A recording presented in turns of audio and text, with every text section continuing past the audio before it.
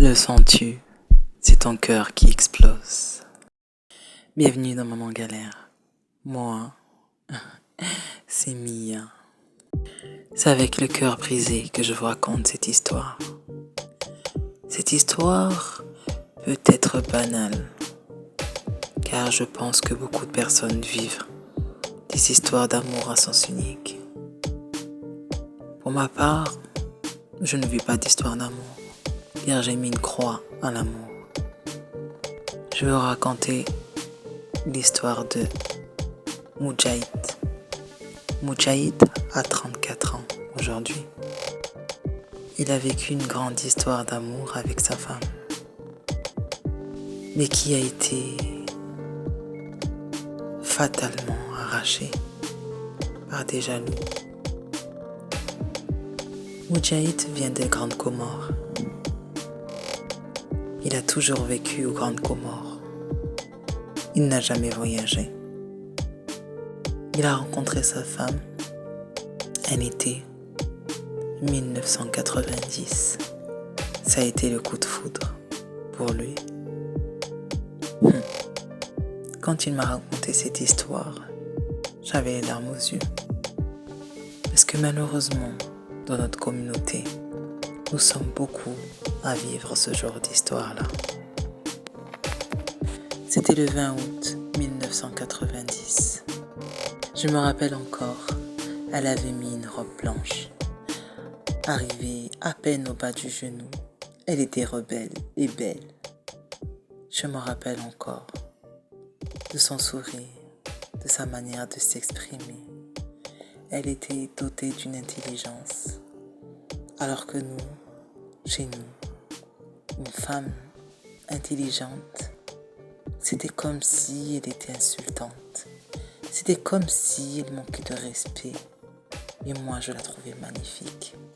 Je la désirais. Je la voulais. J'ai vraiment eu du mal à m'approcher d'elle.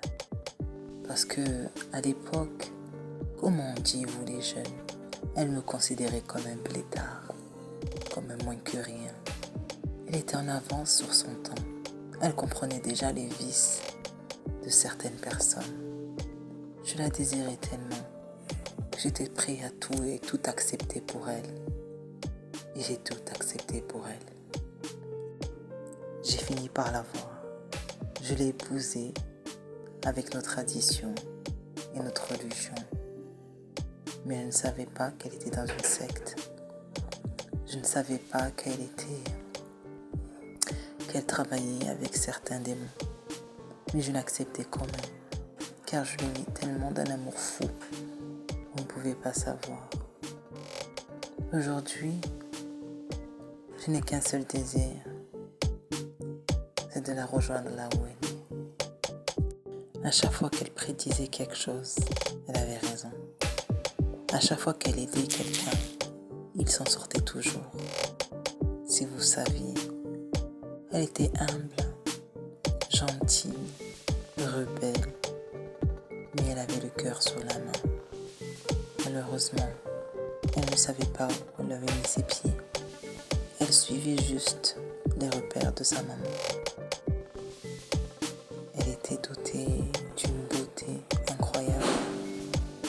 Je pourrais vous parler des heures et des heures de sa beauté, de son caractère et de sa manière de s'exprimer. Elle est retournée en France.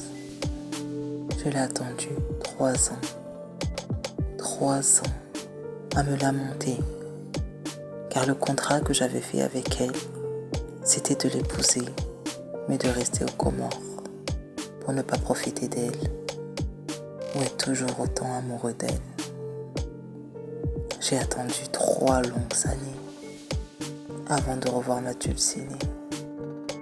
Et quand elle est revenue, il y avait une noirceur en elle.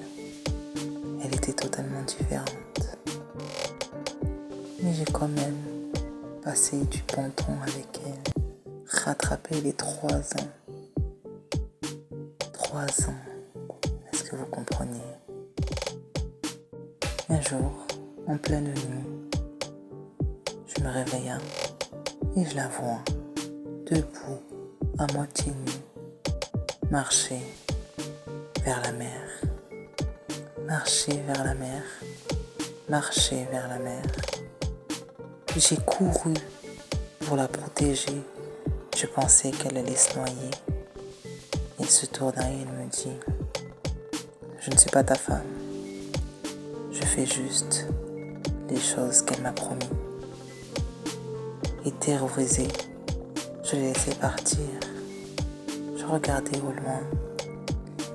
Il a fallu que j'attende pendant 1 mois avant de la revoir réapparaître, comme si de rien n'était. Elle se rappelait de rien. Nous avons vécu 21 ans d'amour et jusqu'à aujourd'hui, je l'aime encore. Mais ces 21 ans étaient autant difficiles pour moi que pour elle. À chaque fois qu'elle tombait enceinte et qu'elle accouchait, l'enfant était offert comme offrande. Donc au final, on n'avait pas d'enfant, car à chaque fois les bébés étaient morts-nés. Elle avait perdu son âme, elle avait perdu espoir, son sourire avait disparu, son front parlait aussi. Elle n'était que cadavre. Je ne savais plus quoi faire. Un jour, la danne se mit à sonner.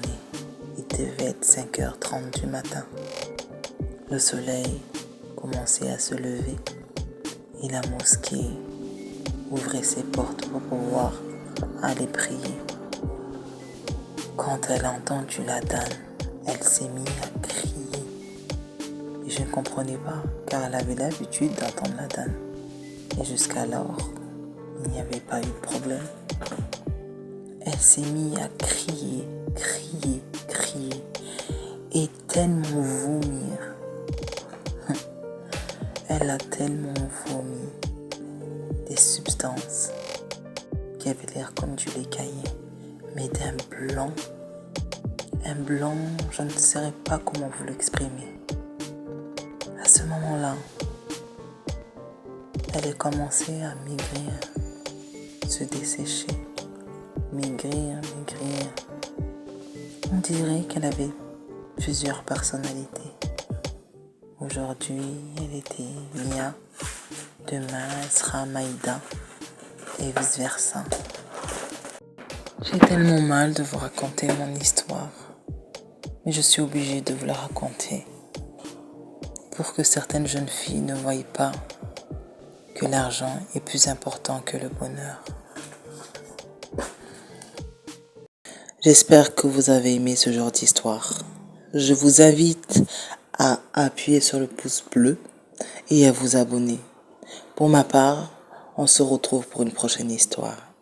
Écoutez-la, c'est une mise en garde. Ne vous retournez pas, surtout pas. Au revoir.